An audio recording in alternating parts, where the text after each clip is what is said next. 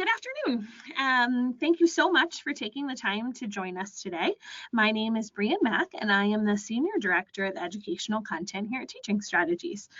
Now, I know that I say this a lot when hosting webinars for those of you that have joined me before, but this topic, reading aloud with children, is truly at the top of my list of all-time favorite experiences with children. And when I left the classroom to not be a teacher anymore, but do more work at Teaching Strategies, it really was that time of day that I missed the most and found myself craving, and took every opportunity to go back and guest read whenever I could. And now that I'm a mom, I love that I get to do it again every day, several times a day with my 2-year-old. I get to jump back into that role of being able to share great read aloud. So excited to talk about that topic with all of you today. It's hard to top that rush that you get seeing the expressions of children's faces when they hear a new book for the first time. And you all know the look as educators when they scoot closer and closer to the book to get a better look, rising up on their knees in anticipation of what's going to come next, or when they begin to join in on that repeated phrase or refrain. Megan and I, my colleague here, were chatting before we got started of those repeated stories that we sing over and over again. But having children chime in is just such a joyful moment when they participate in that way. The thrill of getting to see their eyes light up when they connect a story with something in their own lives and make connections to those characters or story problems. Storytelling, when done well, provides the opportunity to unite an entire group of children on an exciting journey that can be full of imagination, reflection, discussion, and of course, literacy learning. While many activities contribute to children's literacy development, I feel that none is more powerful than reading aloud. Research shows that reading aloud promotes skills related to each of the components of literacy. Literacy is a source of enjoyment, vocabulary and language, phonological awareness, knowledge of print, letters and words, comprehension, books and other texts. And we'll talk about each of these a little bit more closely here in a bit. But first, I'm going to think back about being a child yourself, and think about what memories you have of being read to. Was it part of a bedtime routine with a family member? Was it a special treat when an older sibling sat down and read to you? Do you remember being excited when a teacher sat on the floor with you to share one of her own favorite books? I personally remember a basket of picture books that was at my great-grandmother's house when I was little. My great-grandmother had a very lovely home, but it wasn't exactly a place where small children had a lot to do. There were a lot of things we couldn't touch, except for that basket of books. I loved heading right over to flip through and choose my favorite, which was the Giant Jam Sandwich. As much as I loved looking through all the detailed illustrations of those silly townspeople trying to catch all the bees, nothing was more exciting to me than when my great-grandmother would come over, sit next to me, and read the story aloud. Even though I had heard it many, many times, I was glued to her every word and loved it when she used a deep voice for the baker and the buzzing sound for the bee swarms. To this day, this book sits on my shelf as one of my prized possessions that I often share with my daughter. I loved sharing it with children in my classroom when I was a teacher, and still hold it very close to my heart. So hopefully all of you have special memories of being read aloud to as children as well. Well, I was fortunate and hope that you were as well to have had the opportunity of being read aloud to as a big part of my childhood. For some children, being read aloud to is not part of their regular routine at home. And that's why it's so important that we recognize our responsibility as educators to ensure that we provide opportunities for children to engage with literature and read alouds that are warm-hearted and inviting and engaging. For most children, being read aloud to is emotionally satisfying. The intimacy and warmth that children associate with sharing books with adults encourages children to approach reading as a source of enjoyment. This association leads children to explore books, practice reading behaviors, and later to read successfully for information and pleasure. Reading aloud is also the primary way to enrich children's vocabulary and language. As children listen to storybooks, informational texts, and poetry, they hear words that are new, interesting, and oftentimes less common than words that they hear in ordinary conversations. Reading to children also introduces book language, which is often more formal, complex, and abstract than language heard in everyday conversations. The language in many children's books focuses attention on the sounds of words, thereby promoting phonological awareness. Reading stories with rhyme and alliteration helps children become sensitive to the similarities and differences among the individual sounds and words.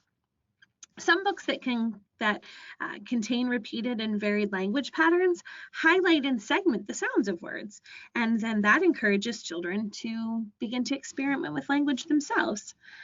Reading aloud also helps children gain knowledge of print. Through read-alouds, children learn that print conveys meaning. They develop an understanding about the correspondence and differences between spoken and written language, and they learn about directionality, that English and many other languages are read from left to right and from top to bottom. And they learn this when they see teachers sweeping their fingers under the text as she reads.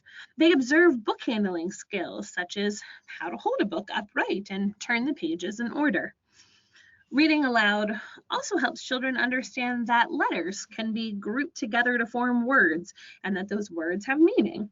Alphabet books typically introduce a letter along with pictures of objects with names that start with that letter. And this helps children recognize and name the letters of the alphabet and introduces them to letter sound associations. These illustrated concept books also contribute to children's understanding of individual words because each page usually pictures an object that is identified by a single printed word. Interactions among adults and children before, during, and after text is read aloud help children to develop those all-important comprehension skills. When teachers invite children to make predictions, prompt them to supply word or phrases, or ask and answer questions, offer information, and then ultimately relate the text to real-life experiences, they help children process the meaning of the language that they're hearing. The language of books and other texts is different from the language of children's usual conversations. By hearing books read aloud, children learn how to listen to and understand the language of stories and informational texts. They develop a sense of story, that stories have a setting, characters, a theme, a plot, and a resolution. When they hear books read aloud by adults who read fluently, who change their voices for different speakers, and who use inflection to aid comprehension, children develop knowledge about how ideas and feelings are communicated through written language. So, successful story reading and book sharing involve more than just selecting a book from the shelf and reading it aloud. Like all other activities and experiences that you're offering in your classroom, read aloud requires a good bit of planning. To start, we need to choose good books. That sounds simple enough, but it really requires worthwhile effort to sort through the gazillion children's books that are out there and select ones that will be most meaningful for the children in your classroom. So as you think about choosing a book to share with your class, there's a couple questions that you can keep in mind. The first is the topic already or likely to be of interest to the children? Does it relate to children's experiences, what they're talking about on the playground, questions that they're asking you in large group, conversations you're having with family? What are they interested in talking about? Is it a good match for the developmental levels of the children in your program? For example, in a 3s class, we know that books with lots of rhyme and repetition are great because they're engaging and interactive. And then as we move into a 4s or a pre-K classroom, children are more intrigued by stories that provide suspense and those plot twists with rich dialogue and engaging characters. Lastly, we can ask ourselves if the stories and illustrations are relevant to children in the ways they depict families and cultures, right? Does the story and illustration celebrate diversity by introducing new ways of thinking about families and cultures? So after you've selected a book, then it's it's important to take the time to read the book aloud to yourself and think about the questions as you decide how to read it with children. I will be honest, when I first started teaching, this was not a strategy that I always leveraged. And I found that once I did start ensuring I was really thoughtful and intentional in reading all of my read alouds to myself first and planning that read aloud, it was an unbelievable difference that it had on the quality of the read aloud experiences and the benefits that children took away from it. So here's a couple things to keep in mind as you think about reading that story ahead of time. First is thinking about how long a story will take. Can the children in your class at this time pay attention for that amount of time? When I was teaching in a 3s classroom, I often, especially at the beginning of the year, had to divide a story into more than one session. I was actually talking to some colleagues about this morning. Somehow we've set this unrealistic rule that read-alouds have to happen in one setting. I know as an adult, that's not how I read a book. I come back to a book several of times as I engage with a piece of literature. So it's absolutely fine for us to model that for children. A read aloud of a story can absolutely be revisited several times.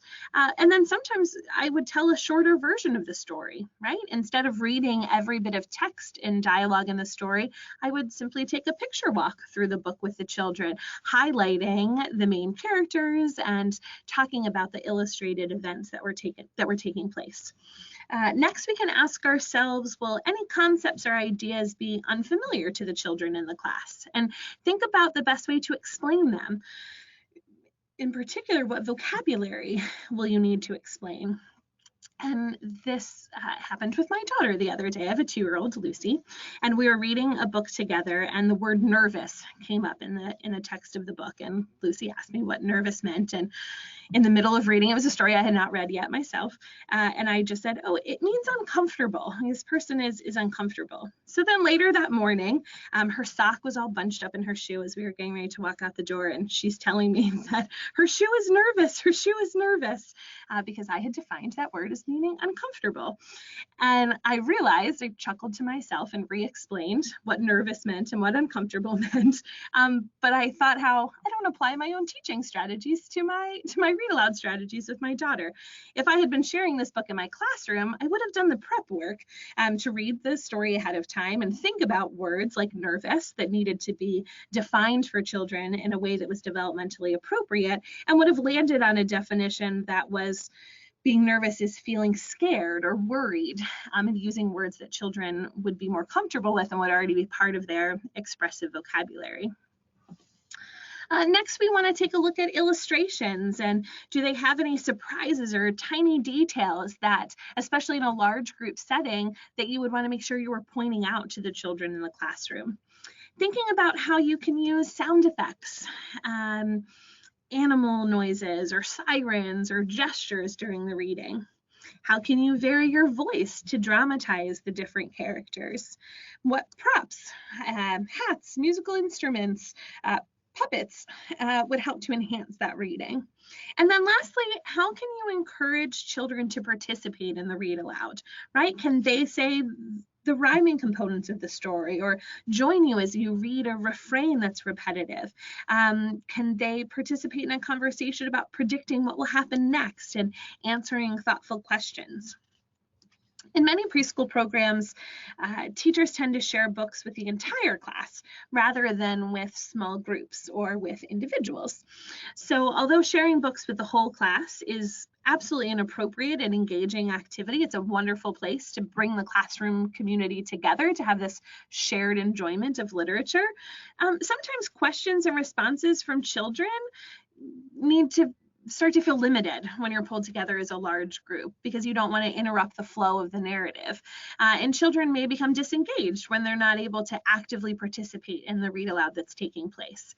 So an option to think about is to give children more opportunities to respond. Try offering regular times for children to listen to stories and informational books in small groups, and sometimes even individually with an adult throughout the day. Children's literacy learning and motivation to read are affected more by the interaction that occurs between adults and children during the reading than by the actual narrative itself. So it's important that we're protecting time for that. In a small group setting, children are more likely to ask questions and make more comments as they interact with the teacher and the story.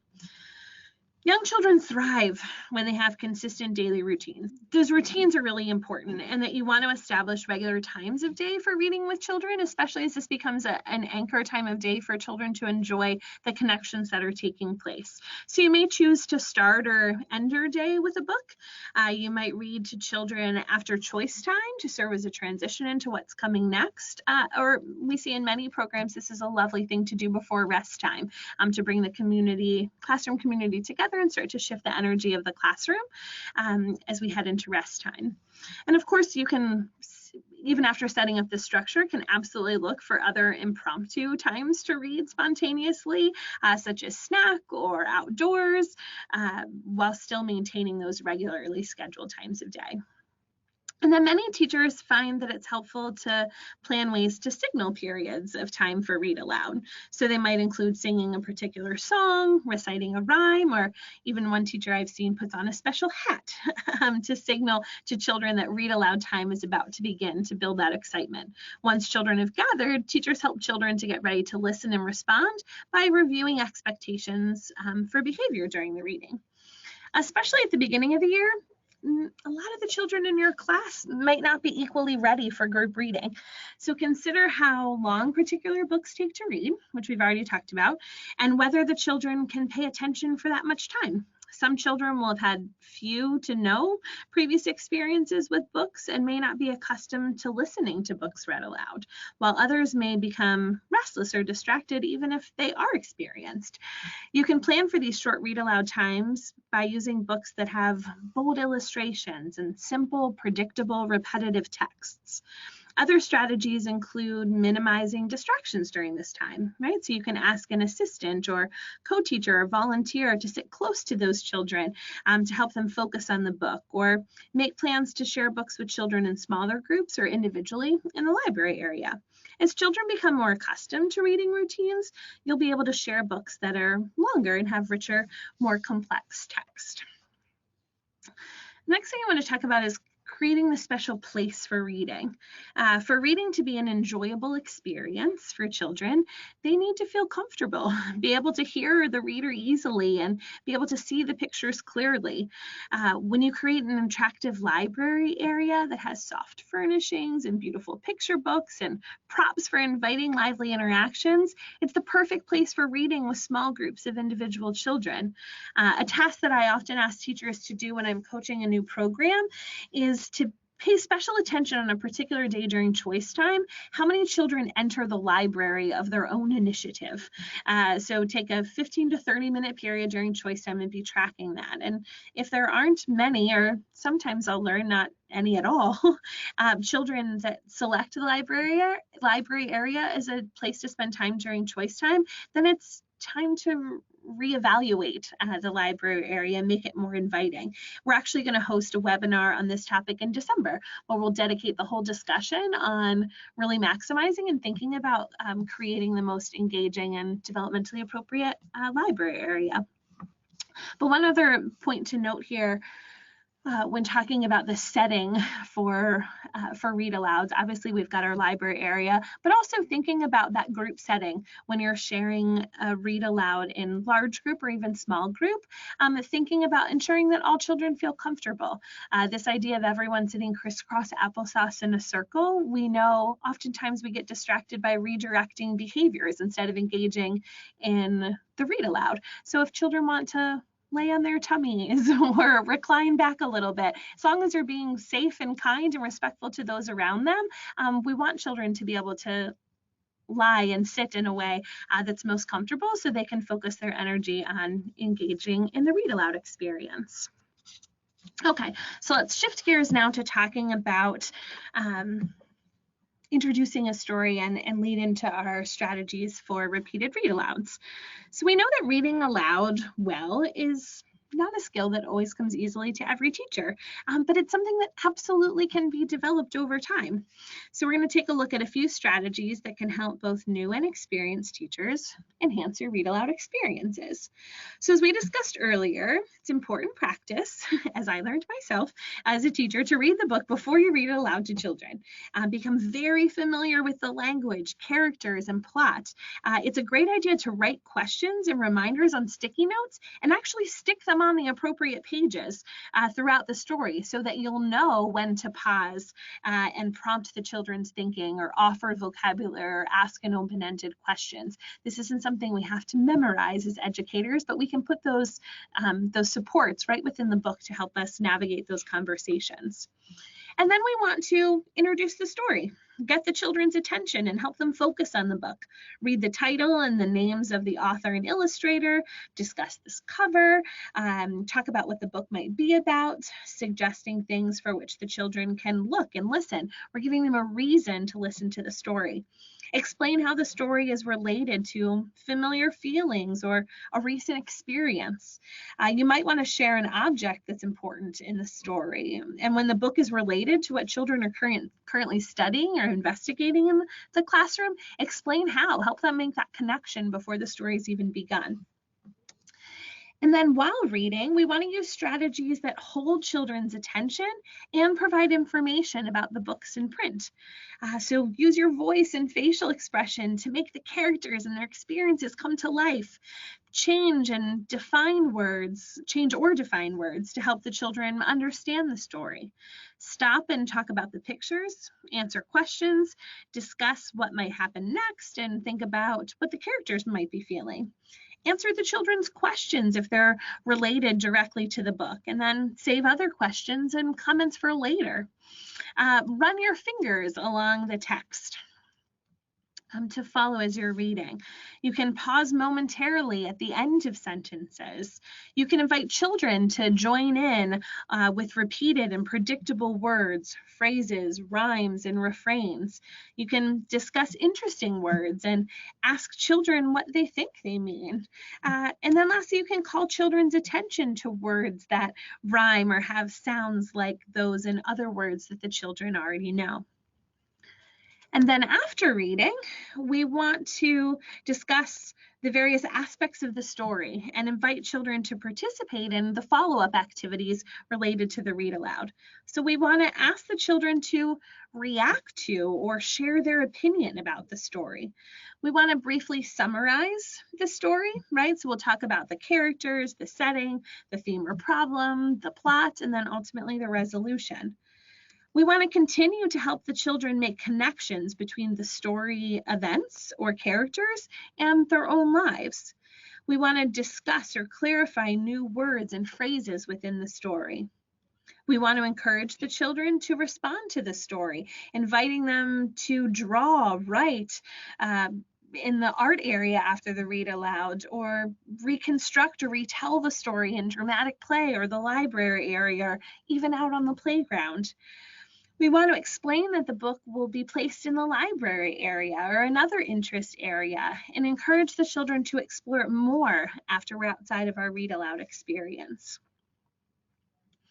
So now that we've talked about the strategies of kind of before, while, and after reading, I want to dig into a particular read aloud strategy focused on repeated read alouds.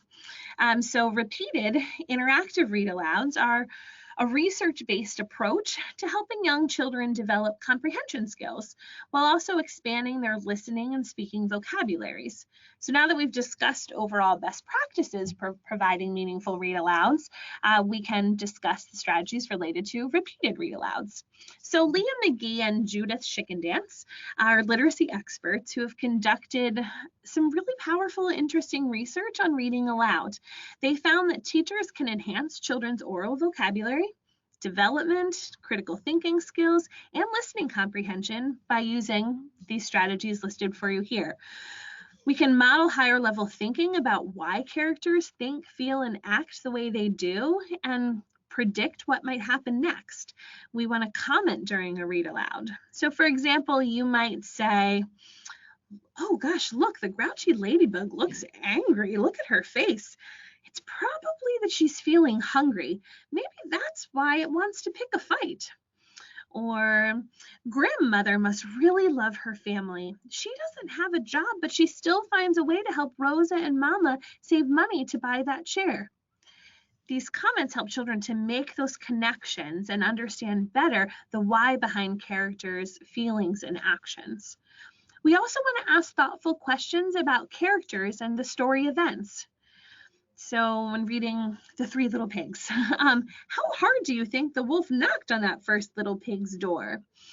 Or why do you think Peter isn't happy about his furniture being painted when it's given to its sister? Given to his sister? How would that make him feel? How would it make you feel? We also want to prompt children to recall and retell the story. So we do this by reading the book more than once and defining words and phrases during the reading of a story. Early childhood experts who watched and listened as hundreds of teachers read aloud to young children found that a high-quality storybook needs to be read at least 3 times in order for children to understand the complex ideas and story problems that the author is trying to present in their story. The types of books that are best suited for this repeated read aloud strategy are those more sophisticated, illustrated storybooks. Such picture books include stories where the listener or reader must infer characters' motives, why they act as they do, or why they say certain things, why they feel certain things, and the thoughts that they're having. High-quality books use rich vocabulary, especially words that are not often heard in children's typical conversations, right? So these are those books with richer social-emotional themes and high-level vocabulary. A book like Chicka Chicka Boom Boom, of course we read that book several times as a teacher throughout the year, but that doesn't have complex characters and story problems that need to be solved, right? So yes, that's a book we read in a repeated way, but the strategies we're getting ready to talk about breaking out the components of a repeated read aloud, we're thinking more about books like A Chair for My Mother, or The Grouchy Ladybug, or Wemberly Worried, or Charlie Anderson, these books that have those stronger social emotional themes, as well as richer vocabulary to help build into children's expressive vocabulary. So now let's take a look at the 4 components of a repeated read aloud. So the first is the book introduction, right? So similar to any read aloud, we're going to read the title and show the front cover of the book, introduce the main characters, and talk about their problem. We're also going to select 8 to 10 words that we want to highlight and define for children throughout the read aloud. We want to choose words that we don't want to define every word within a story, but really think about, in particular, the first read aloud, thinking about those vocabulary words that are essential to understanding the story. And as you read, there are many different ways that you can define these new terms. We can point out an illustration or part of an illustration that shows the meaning of the word. So for instance, you could point to the cradle as you say the word cradle. We can also explain the meanings of words by using our facial expressions, movements, or body language, right? Tapping your hand rhythmically on a hard surface as you read the phrase "tap to rhythm" on the side of the truck. We can also give a brief definition of a word as you read it in the text. So if I were to say shrink, I would just right away roll into, that means to get smaller and smaller. And that's a great example of where we would suggest putting a little Post-it note or flag to remind you to proactively define the word shrink. Some of you may have that child who always raises their hand and asks, what does shrink mean? What does cradle mean? What does rhythm mean? But oftentimes we have the children who don't raise their hand and ask the question. And instead, if they don't understand the meaning, they become distracted or disengaged. So sometimes we need to proactively define those words to keep children along with us throughout the story. The third component are thinking about comments and questions that we want to ask during the reading. We want to make comments that show children how to think about the characters and events, and then we want to ask questions to help children understand the story in more depth. We don't want to comment or ask questions about every page, right? We don't want to take this strategy to the extreme and distract from the flow of the narrative, but we do want to ask them at important points during the story when you want children to infer, deduce a character's motives, thoughts, or feelings, or predict what might happen next. And then lastly, we want to think about those questions that we want to ask after the reading, right? We want to think about 2 or 3 open-ended questions that will help children think back about the character's problem and then interpret the character's behavior.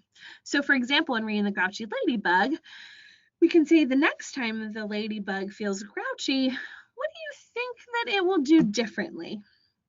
And then engaging in a group discussion there. So now I want to take a closer look at breaking down the differences between the first read aloud, the second read aloud, and the third read aloud separately.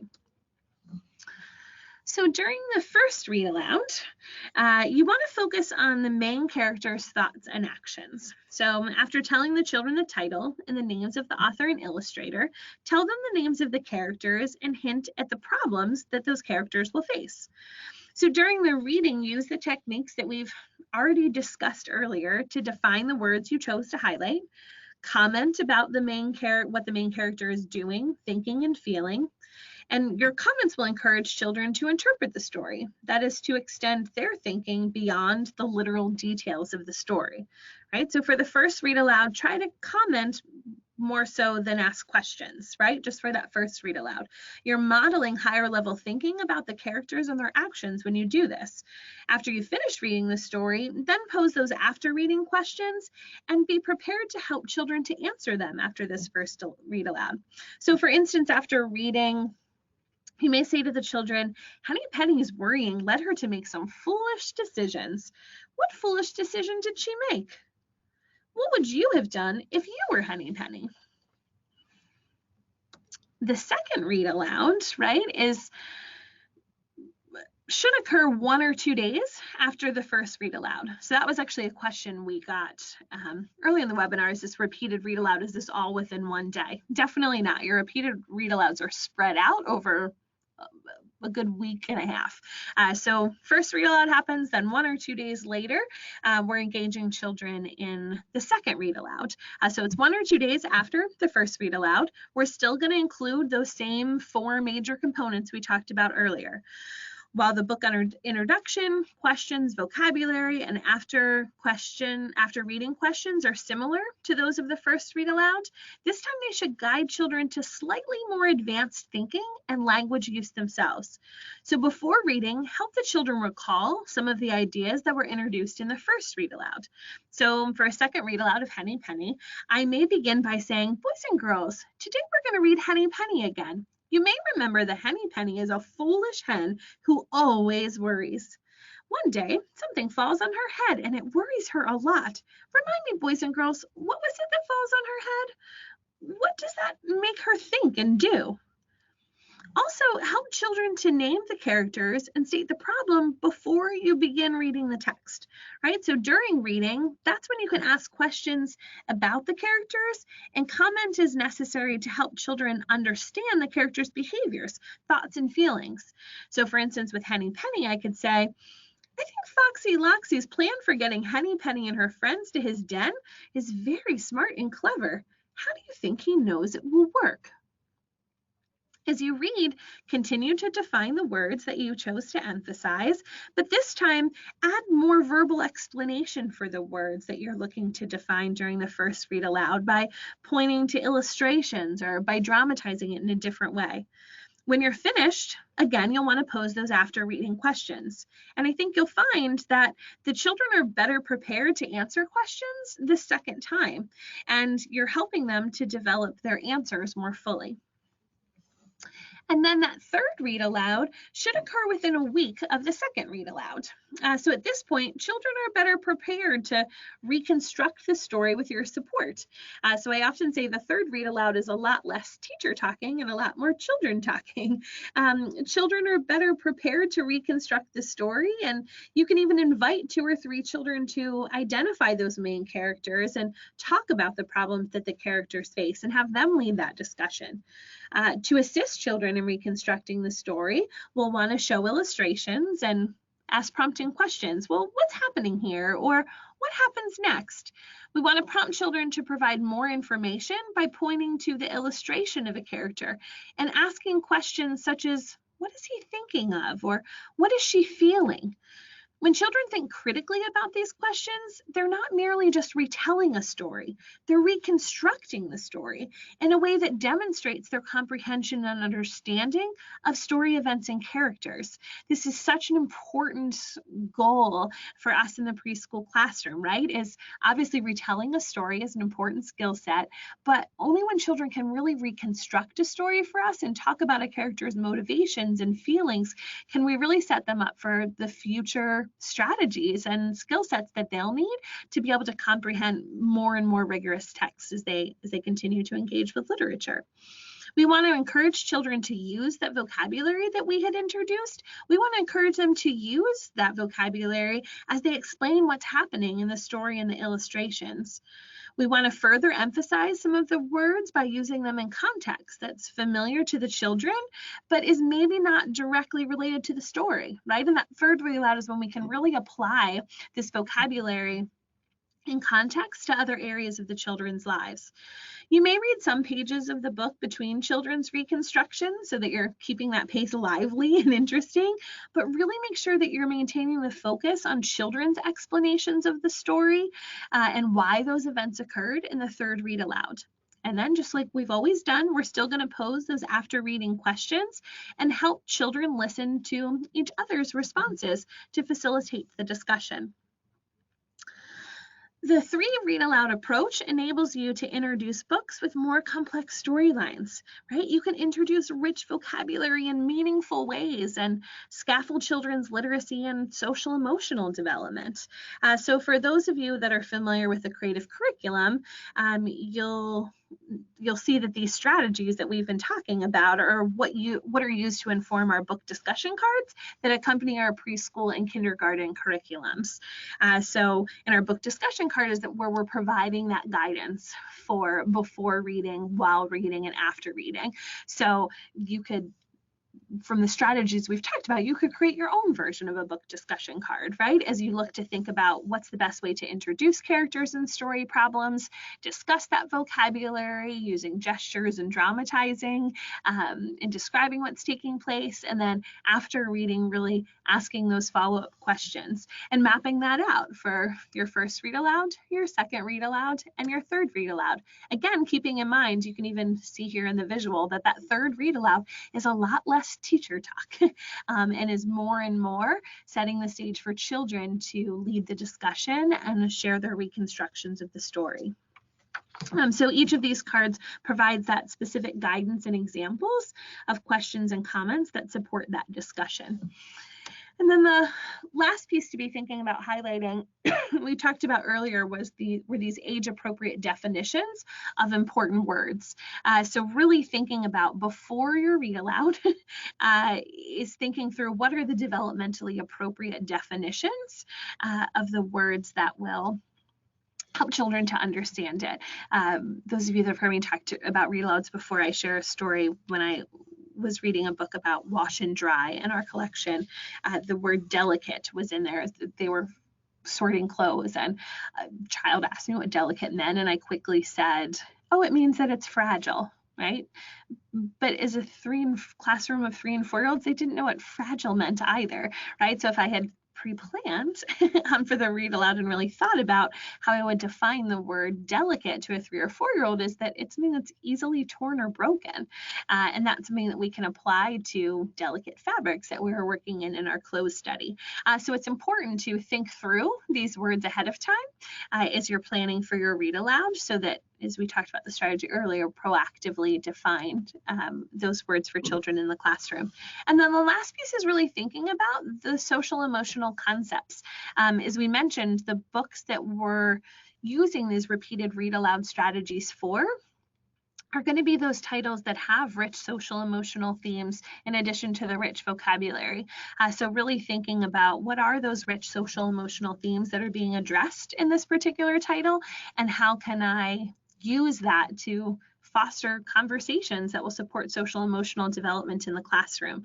The story Wemberly Worried is part of our beginning of the year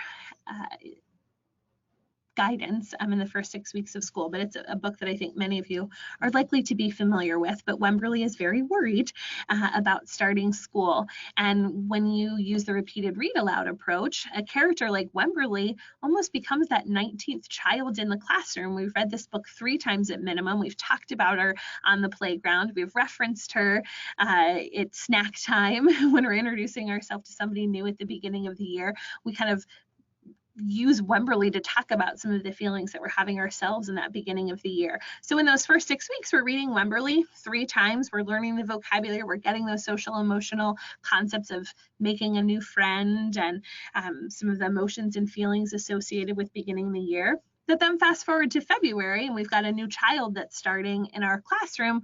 We can just pull Wemberly Worried off the bookshelf and we almost don't even need to read the story again. As children have already been able to reconstruct and interpret and understand the feelings and motivations of the main characters, we can then apply that to, let's think about how was Wemberly feeling and how did Wemberly actually end up making friends? And well, she became friends with Jewel because she found that there were many things that they had in common, and finding out that they're alike in a lot of different ways. And then we can apply those strategies to welcoming a new child into the classroom in February.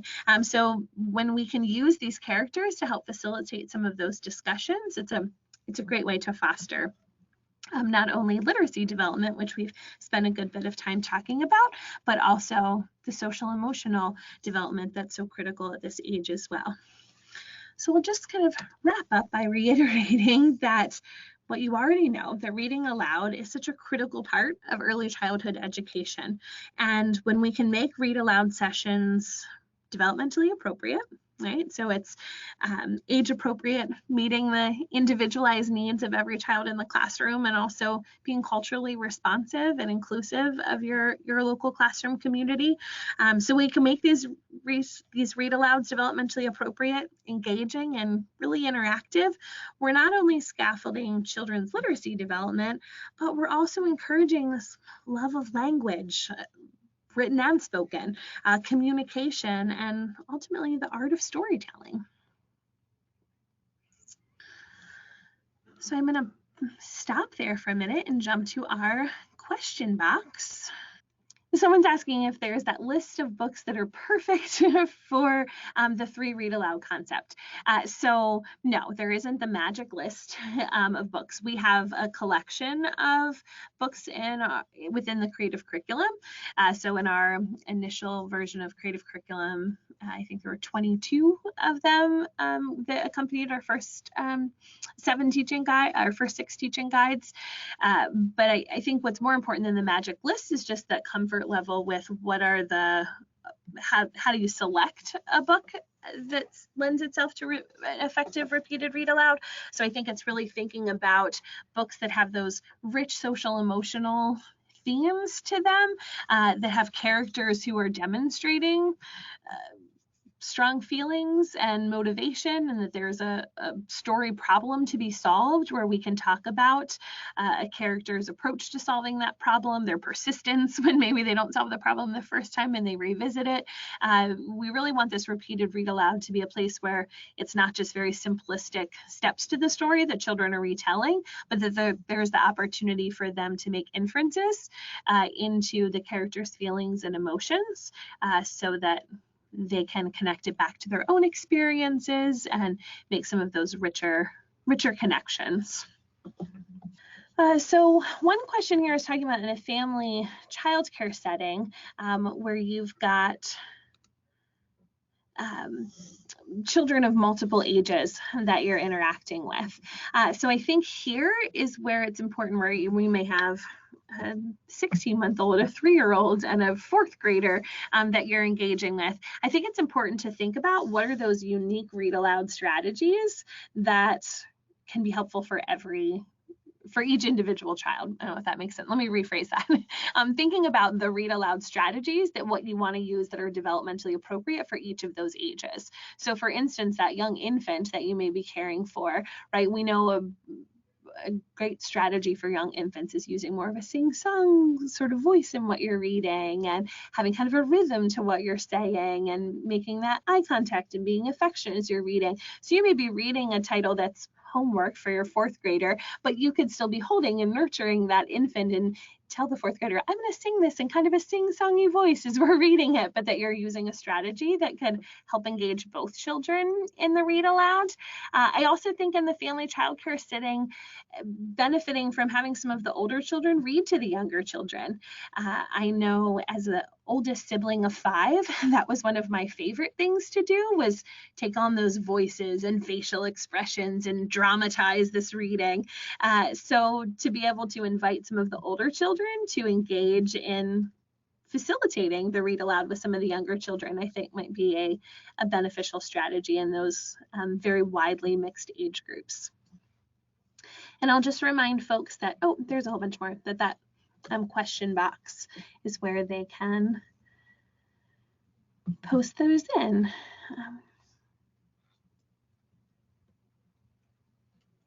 So one question was, can the book be used for this repeated read aloud approach for the entire week, Monday through Friday? So there are some approaches out there to repeated read aloud that do them in sequential order, right? So like Monday, Tuesday, Wednesday, we're reading the same book. We really align to research that's come out and just from our own interactions with programs that to really build on children's comprehension and ability to recall and make some of these inferences, it's nice to put some time between those read alouds. So those first 2 read alouds we said are 1 or 2 days apart, so that it's not a large bit of time, but is enough time. So 1 or 2 days. So that could be back to back or skipping a day. But that third read aloud, we say within a week, but ideally you're waiting a couple days. And that allows the opportunity too for you to talk about that book outside of the context of read aloud.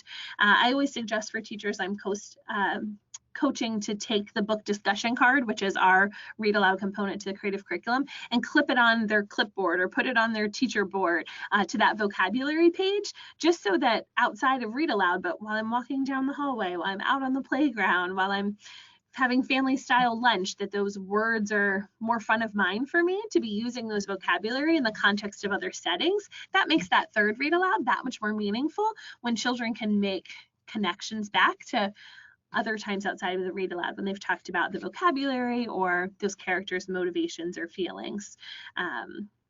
Lunch is late. Oh, I feel like the grouchy ladybug right now. My stomach is growling. I'm so hungry.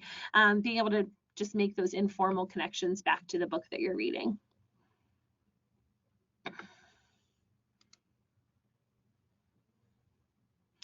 So there's a great question here. I'll kind of combine a couple of questions together that are talking about changing the author's text, right? So whether it's using children's names in the story to gather engagement, or deviating from the flow or the structure of the book when we're stopping and starting. I think, it's a balance of both. So I think if you're changing some of the text of the story, talk to the children about it, right? Or let's listen for, I'm going to use a name from someone in the classroom and replace this main character, and let's see what that sounds like. In terms of not reading every line of text in a story, but still getting to the social emotional theme and introducing some of those problems, that's absolutely appropriate, especially when we're engaged with dual language learners or children who are not as well or not as comfortable with sitting through an entire read aloud. And we know, particularly here at the beginning of the year, where that just feels like too much time to have them sit and be engaged, it's absolutely appropriate to still get to the main plot points of a story through a picture walk without actually even reading the words that the author had placed there, but you're still following that story. And then it's a great literacy experience too, to just ask children to try and tell an entirely different story, almost turn it into a wordless book, right? And how can children take the connections that they learned by interpreting facial expressions of a character, right? And we give those feelings words associated with that facial expression, and then they apply it to an entirely different context and rewrite the story of, say, Henny Penny, of something entirely different taking place. Someone asked a question about the books included in the collection. Are these books written and published by Teaching Strategies? So we have a combination of both within our curriculum resources. So for both preschool and kindergarten, we have some books that we license and are able to sell from other publishers, but then we have some books that we create ourselves. Our next webinar next month is focused on nonfiction titles and how we incorporate rich informational and nonfiction text in preschool and kindergarten classrooms. I found myself as an educator, and I'm sure some of you have found this as well, that sometimes it can be hard to find developmentally appropriate, rich nonfiction out there. So that's a place where we've created a lot of our own titles to be able to create what we feel is really engaging and developmentally appropriate nonfiction texts. So the quick answer to that question is it's a combination of both, but you'll see that it's more so our nonfiction books or the titles that we've created ourselves. There's also some questions we got before the webinar and also here this afternoon around infants, toddlers, and twos. So this particular webinar series, so today talking about read-alouds and digging deeper into repeated read-alouds, is really that strategy that clearly applies to preschool and kindergarten. Next month, we're talking about informational text, and then wrapping up with reevaluating the library area in December. That was an intentional focus on that preschool kindergarten space. We will look at the top of the year to deliver a handful more webinars that specifically address some of the important strategies we know for the infant, toddler, two space as well.